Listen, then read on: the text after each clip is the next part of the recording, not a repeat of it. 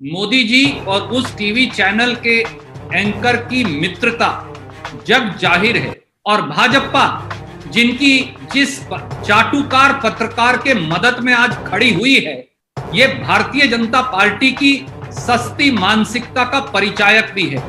प्रधानमंत्री जी, आप मौन धारण क्यों किए हैं? आप गाली दिलवाने का काम अब अपने चाटुकार पत्रकारों से विपक्ष को कर रहे हैं। अगर आप में हिम्मत है तो सामने आइए और सामने आकर श्रीमती सोनिया गांधी का सामना करने की हिम्मत दिखाइए। चाटुकार पत्रकारों की पीठ के पीछे छुपकर नहीं कि जब पूरा देश कोरोना वायरस से लड़ रहा है तो Bharatiya Janata party communal virus जो है वो इस देश में फैलाना चाहती है अपने चाटुकार पत्रकारों और चाटुकार कुछ टेलीविजन चैनल्स की पीठ के पीछे छुपकर। क्या भाजपा ने आपके चैनल और आप पत्रकार मित्रों को यह बताया कि निजामुद्दीन में तबलीगी जमात के इकट्ठा होने और कार्यक्रम करने को भारत सरकार के गृह मंत्रालय जिसके मुखिया अमित शाह जी हैं, उन्होंने इजाजत क्यों दी थी? क्या भारतीय जनता पार्टी ने आज तक आपको यह बताया कि तबलीगी जमात का वो कार्यालय और निजामुद्दीन का थाना लगभग एक दूसरे के साथ सटे हैं, फिर भी भारत सरकार को इस कार्यक्रम की भनक क्यों नहीं हुई? क्या भारत सरकार और भाजपा ने आपको यह बताया कि अगर कांग्रेस के कोalition वाली महाराष्ट्र सरकार तबलीगी जमात के इस कार्यक्रम को खारिज कर सकती थी, उनकी अनुमति को वापस ले सकती थी, तो फिर अमित शाह जी और भारतीय जनता पार्टी की सरकार ने ऐसा क्यों नहीं किया? क्या भाजपा और भारत सरकार ने आपको यह बताया कि वो सब लोग जो विदेश से आए थे तबलीगी जमात के, उनको विदेश मंत्रालय भारत सरकार और भाजपा सरकार ने हिंदुस्तान आने की अनुमति क्यों दी और उनका संपूर्ण टेस्ट क्यों नहीं करवाया? क्या भाजपा और भारत सरकार ने आपको यह बताया कि अमित शाह जी ने देश के राष्ट्रीय सुरक्षा सलाहकार श्री अजीत डोवल जी को रात के 2 बजे तबलीगी जमात के कार्यालय निजामुद्दीन दिल्ली में क्यों भेजा था? क्या भारत सरकार और भाजपा ने आपको यह बताया कि उसके बाद अगले दिन ही वहां जिस व्यक्ति का नाम मौलाना साहब है, साहब नहीं, वो उसके बाद से फरार क्यों है? तो संदीप जी, मैं ये जानना चाहता हूं कि इसी कोविड-19 की जो लड़ाई है, जिसपे इसको लेकर 2 बार कांग्रेस वर्किंग कमेटी की बैठक हुई और इस आज की बैठक के पहले 1-2 दिन पहले पालघर में हुई हिंसा को लेकर एक टीवी चैनल पे एक कार्यक्रम दिखाया गया जिसमें सोनिया गांधी के ऊपर बहुत गंदा कमेंट किया गया। क्या कांग्रेस पार्टी ने ये स्टैंड लिया है कि उस चैनल के एडिटर के खिलाफ में पूरे देश में एफआईआर लॉन्च हो? क्योंकि कई मुख्यमंत्रियों ने ट्वीट करके इसकी जानकारी दी है और कई जगह एफआईआर लॉन्च भी हो रहे हैं और इसी बीच में उस एडिटर पर एनएसयूआई यूथ कांग्रेस के दो कार्यकर्ताओं के द्वारा हमला किए जाने की बात भी उन्होंने एफआईआर करके दर्ज की है और बीजेपी के राष्ट्रीय अध्यक्ष से लेकर तमाम बड़े नेताओं ने इसका विरोध किया है। आदरणीय मित्र, सबसे पहले तो मैं ये कहूंगा कि सस्ती और ओछी मानसिकता एक गंदी सोच के चाटुकार पत्रकार ही उस प्रकार की अभद्र, अमर्यादित और इस देश के संस्कार और संस्कृति का तिरस्कार करने वाली टिप्पणियां कर सकते थे जो एक विशेष टेलीविजन चैनल के एडिटर कम एंकर ने की है। मोदी जी और उस टीवी चैनल के एंकर की मित्रता जग जाहिर है।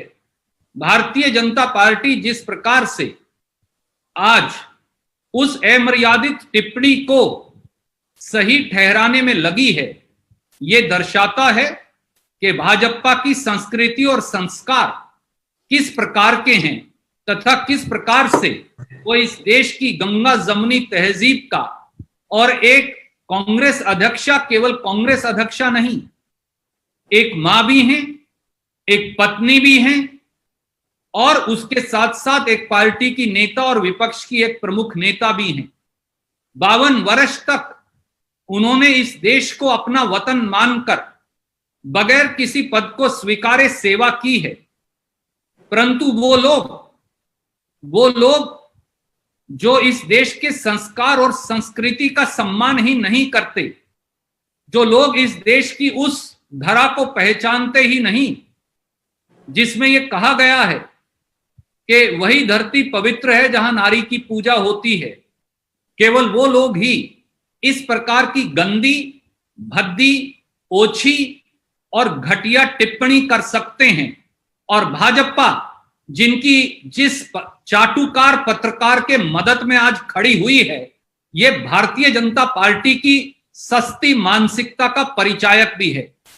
आपके सवाल का दूसरा हिस्सा था किन्हीं छात्रों के द्वारा उस पत्रकार की कार पर शयाई फेंकने का।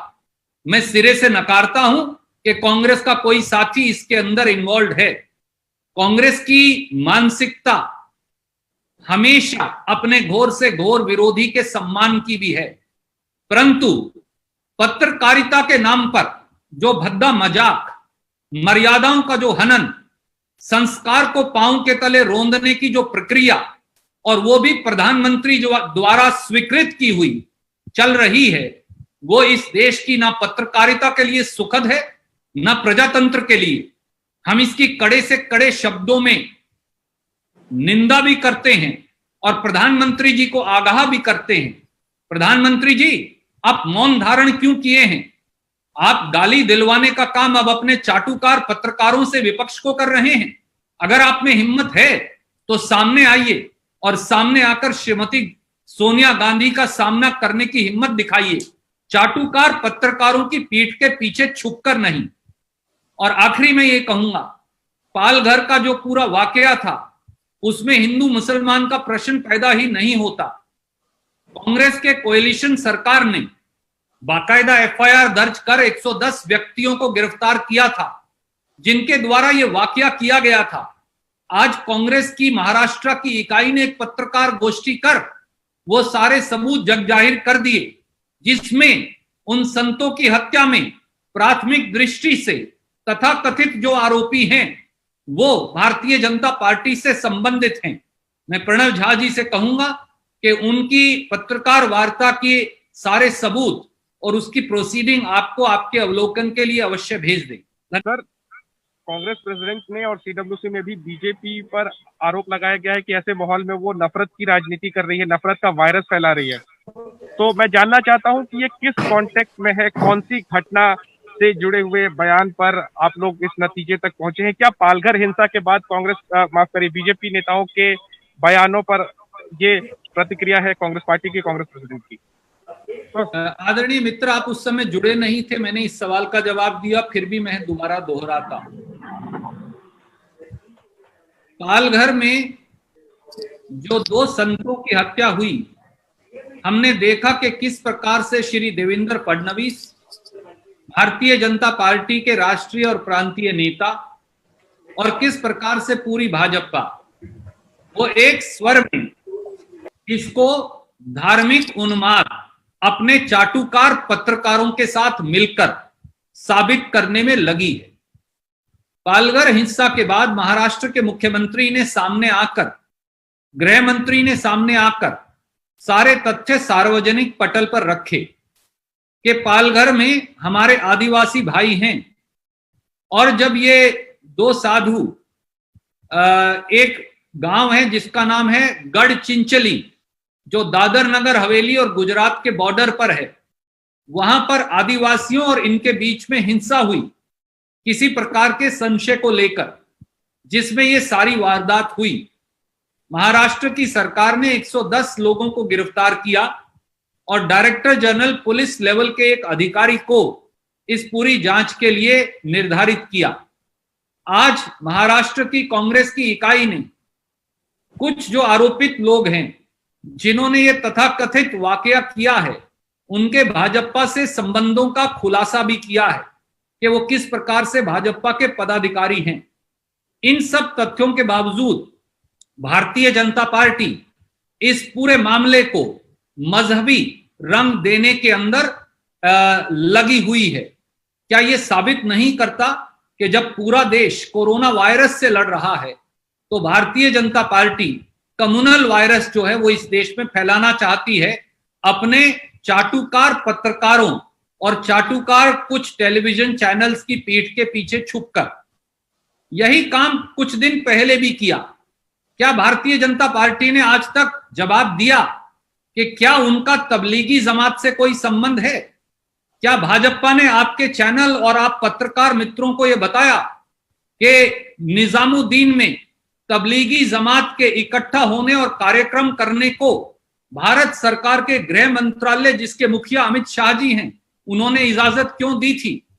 क्या भारतीय जनता पार्टी ने आज तक आपको यह बताया कि तबलीगी जमात का वो कार्यालय और निजामुद्दीन का थाना लगभग एक दूसरे के साथ सटे हैं?